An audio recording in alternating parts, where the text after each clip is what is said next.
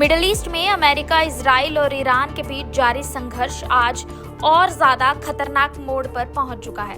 ताजा अपडेट के मुताबिक बगदाद में मौजूद अमेरिकी दूतावास परिसर के पास मिसाइल गिरने की खबर सामने आई है। इस घटना के बाद पूरे इलाके में हाई अलर्ट घोषित कर दिया गया है और अमेरिकी ठिकानों की सुरक्षा बढ़ा दी गई है।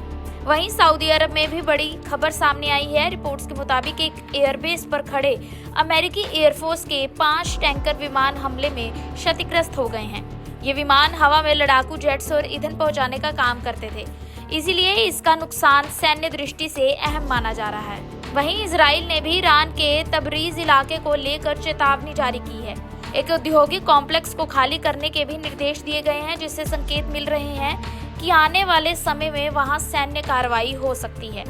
अमेरिका ने हालात को देखते हुए करीब 2500 मरीन सैनिकों को तैनात करने और एक वॉरशिप को क्षेत्र में भेजने का भी फैसला किया है। इसका मतलब साफ है कि वॉशिंगटन इस संघर्ष को लेकर पूरी तरह से तैयार मोड में दिख रहा है।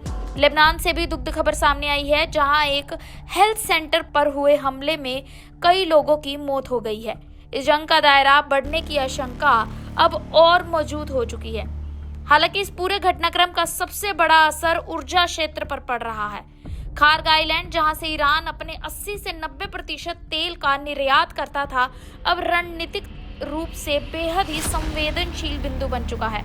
साथ ही हॉर्मुज स्ट्रेट की स्थिति पर भी पूरी दुनिया की नजर है। दुनिया के करीब 20% तेल की सप्लाई इसी समुद्री रास्ते से गुजरती है। रिपोर्ट्स के मुताबिक इस महीने जहाजों की आवाजाही में भारी कमी आई है और केवल सीमित संख्या में ही टैंकर इस रास्ते से गुजर पाए हैं। अगर ये मार्ग बाधित होता है तो वैश्विक तेल कीमतों में तेज उछाल सामने आ सकता है।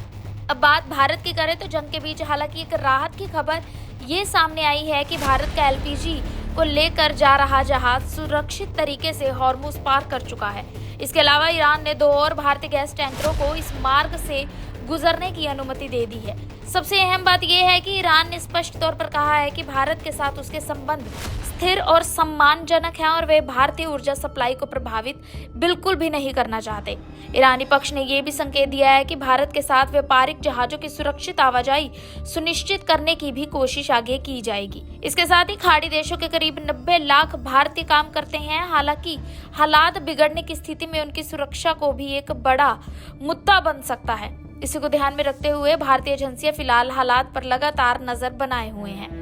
कुल मिलाकर ये टकराव अब सिर्फ सीमित सैन्य संघर्ष नहीं रहा है, इसका असर ऊर्जा बाजार, अंतर्राष्ट्रीय व्यापार और नागरिक सुरक्षा, इसके साथ साथ वैश्विक राजनीति पर भी साफ दिखाई दे रहा है। अब दुनिया की नजर इस बात पर टिकी है कि क्या ये कूटनीतिक प्रयास इस आग को थाम पाएंगे या फिर ये संकट आने वाले दिनों में और मंडराने वाला है। मां प्यो बनन नूं तरसदे जेड़े हुण किलकारियां गूंजणगीਆਂ ਉਹਨਾਂ ਦੇ ਵਿਹੜੇ। क्योंकि IVF ਹੁਣ है safe, affordable and reliable। जी हाँ, ਤੁਹਾਡੀ ਆਸ ਤੇ ਸਾਡਾ ਵਿਸ਼ਵਾਸ ਜ਼ਰੂਰ ਪੂਰਾ ਹੋਵੇਗਾ। 20 ਸਾਲਾਂ ਦੇ ਤਜਰਬੇ ਅਤੇ 10,000 ਤੋਂ ਵੱਧ ਜੋੜਿਆਂ ਦੇ ਸੁਪਨੇ ਸਾਕਾਰ ਕਰਨ ਵਾਲੇ ਜਲੰਧਰ ਦੇ best IVF specialist doctor Sarabjit Singh. Bus ticket to India कराओ, मापे बनन ਦੀਆਂ ਖੁਸ਼ੀਆਂ ਲੈ ਆਓ। ਹੁਣੇ ਕੰਸਲਟ ਕਰੋ ਡਾਕਟਰ ਸਰਬਜੀਤ ਸਿੰਘ ਦੇ ਨਾਲ। ਦਿੱਤੇ ਗਏ ਨੰਬਰ ਤੇ ਕਾਲ ਕਰੋ ਜਾਂ ਵੈਬਸਾਈਟ ਵਿਜ਼ਿਟ ਕਰੋ।